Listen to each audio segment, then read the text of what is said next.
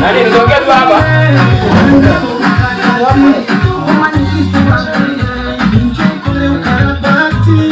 Hey, guys. Nani bwana?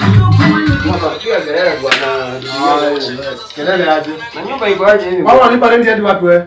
Nilikwambia bwana wewe, ni maisha gani bro? Ona mikate, sahani, vikombe. Nikuwekee chai ama? Tension huko juu. Sio na hizi nyumba hizi angalia vile vitambaa ziko.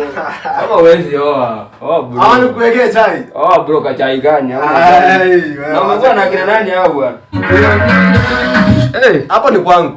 Haya, organize nyumba basi bwana, hata kama ni kwako. Ndio ukae namna hii. Hata nikuwekee tu chai kidogo. Peleka vyombo. Unajua tu ni njaa tu kuna shida.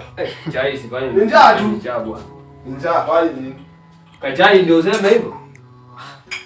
Kwani nyumba yako kuna shida gani?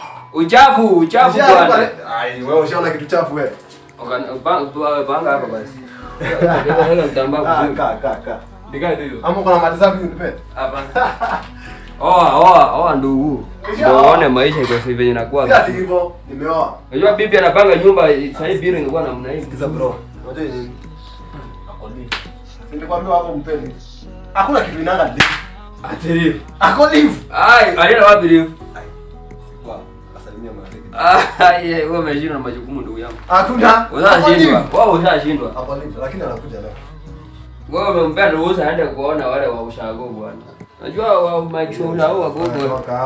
Utakwambia wakati bado unafikiria sasa wa ndugu yangu mimi si yuko usikuje kulia. Usikuje kusema sikukwambia. Ni sawa. Wacha kumpea nafasi kuenda kwao. Isha. Nyumba upange bwana. Sawa.